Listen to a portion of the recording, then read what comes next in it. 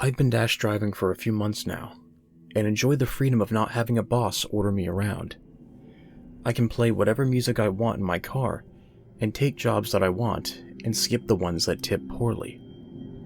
I'm not saving much due to gas costs, but I am saving, and I was enjoying seeing new places and meeting new people. That changed after I received a notification for a $150 paying delivery. Immediately, I swiped accept, and then pulled over to read it. At first, I expected this to be some out-of-state delivery to some rich individual longing for some Michelin-rated specialty. I regretted not checking the distance first, and after reading the address, I found out that it was a bit out in the sticks, but still very much worth the easy $150. I sighed with relief, and pressed the GPS button to bring up the map to a restaurant named Danny's that I'd not previously heard of. The sun was setting early, as it does in October, and I had my lights on by the time I made it to a less populated corner of town where the restaurant was apparently located. Dinner brings the best tips, but I hated driving at night, since it's harder to find restaurants without a boldly emblazoned logo lit up in neon. That, and I've always harbored some lurking fear of a delivery-turned-mugging. Or worse, some gang-initiated killing. Rare as it is, it has happened. You have arrived at your destination. The soothing voice of the GPS alerted me. I slowed to a stop, confused. I was on a dark, residential street, no sign of a restaurant in sight. Where Danny's was supposed to be was a dark gap in between two homes. I checked it again, even typing the restaurant name into maps outside of the delivery app. But nothing popped up. I realized then it might have been a glitch. In retrospect, $150 for a 30-minute delivery sounded too good to be true. I sighed and began searching the app for the troubleshooting menu, when a loud slap on my passenger side window caused me to jump into my skin. A man stood outside my car, his hand pressed against the pane. I rolled down the window only a crack, just enough to hear him. "Hey man, are you the delivery driver?" he asked, and my mouth went dry. I didn't want to say yes, because the vision of a pistol pulled and a muzzle flash kept playing in my mind. But he seemed harmless enough, older too, mid-50s, receding hairline, thin frame. Not quite the gang initiation type. I was fairly certain everyone knew that delivery drivers nowadays don't carry cash. "Yeah, I'm looking for Danny's restaurant. Is it near here?" The man just looked at me with a hollow stare, before raising his other hand. The fear of an impending bullet to the brain immediately dissipated when I saw a large plastic bag. I sighed out of relief and lowered the window, accepting the delivery. It was large, much larger than what I was used to delivering. I typically receive a styrofoam container or two, and a drink as well. This plastic bag contained a stapled paper one, filled out nearly to the top. I needed to use both hands to accept it. I placed the surprisingly heavy meal on the passenger seat, staring at it a moment before looking up again. "Thank you." My words tapered off, as I realized the man was already a few yards back. I watched him disappear into the shadow-filled gap between homes. I have no idea where he was going, or where he had come from. Dark curiosity led me back to the app, to see what I was even delivering. My confusion only heightened when I read the order.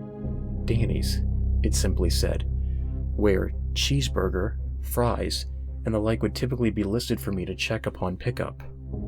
Despite the questions that kept tugging at my resolve, $150 for this awkward delivery was the overpowering factor. I swiped the slide after pickup bottom bar to continue the delivery. The GPS once again popped up, and I stared at the large green areas encompassing the pinpoint. My insides squirmed a bit at the revelation. The delivery address seemed to be dead in the middle of the woods. I shifted in the drive and followed the directions onto the highway. The sun had fully set, but the tunes from the radio had kept me in good spirits. Few people were on the road, so I was making pretty good time and could call it an early night after this gig. The miles counted down, from 15 to 10 to 5. The off-ramp came into view, and the large pine trees on either side of the highway continued to darken the path as I merged onto smaller roads. With every mile further into the wilderness, my uneasiness grew. More than a few times, my eyes darted over to the suspicious double-bag delivery in my seat. My heart raced as my mind played tricks on me in the shrouding darkness of the tall trees on either side. I did a double-take when I thought I saw the bag rustle. Something within appeared to have moved. The last turn on the GPS signaled me to take a left. It was a turn off of a paved asphalt road and onto a dirt road that cut into the woods. I slowed to a stop and double-checked the app, praying that there was some sort of mistake.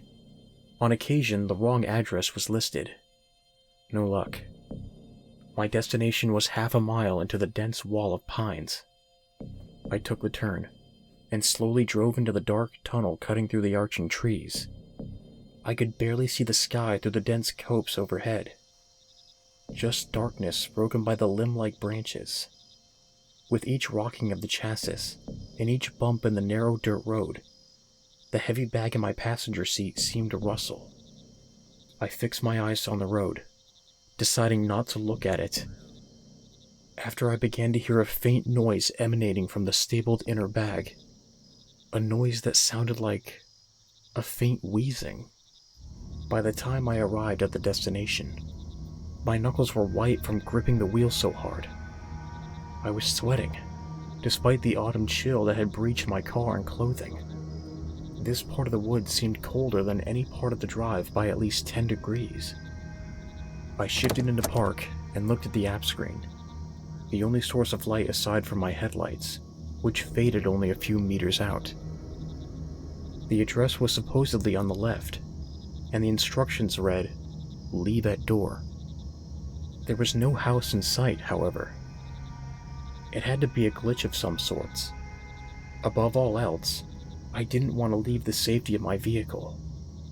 This entire delivery had been all wrong. Something dreadful about it made me crave a shower. It made me want to run screaming from the situation I unknowingly gotten myself into.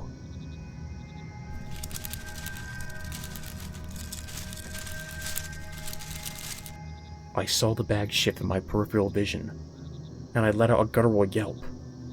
I hurriedly opened the car door and got out, eager to distance myself with whatever was in that bag. I then navigated to the menu of the app on my phone screen, seeking out the cancel order option. My score would go down. I'd miss out on the money, but I'd be able to get out of this strange gig that I wanted nothing more to do with. I was about to press confirm on the cancellation when I spotted the door.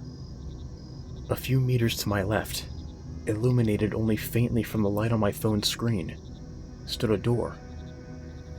It looked ancient, its thick wooden beams bone white from petrification. The design was archaic, something that belonged on the side of a medieval European church. Black steel hinges and latches ornamented it, but the most notable feature was the one it was missing. The door was housed in a frame of charred, black beams, but aside from that, it wasn't attached to anything. I stared at the structure and felt my heartbeat quicken. Dread and curiosity battled within my scrambling mind as I tried to register what this door was and why it was out there. I took a few hesitant steps towards it and felt the hairs on my body rise. With every step towards the detached door, the temperature dropped. I stepped around the unnatural thing to peer behind it, and sure enough, There was nothing behind it but endless trunks of trees. I'd made it this far, and I just wanted to get my money and get out. With a few deep breaths, I returned to my car and opened the passenger side door. With 2 hands, I lifted the heavy delivery, which shook in my shriveling arms. It moved. Something gasped and gurgled from within, but I continued carrying the parcel over to that strange door. My teeth chattered from the chill as I placed the large bag on the dead leaves in front of the door. I took a photo to verify the delivery and swiped to complete it. And with that, I rushed back to my car and got inside as quickly as possible. I then heard the faint cries of an infant. I saw the bag shift and shake, poked outward from the inside. I shifted into reverse and began to backtrack down the pitch-black road into the heart of the woods. But not before I saw that door creak open. Not before I saw that rotten, black arm with long, dissected fingers reach out eagerly. I watched it yank that screeching delivery bag into the impossible space behind the door. The door that should not exist.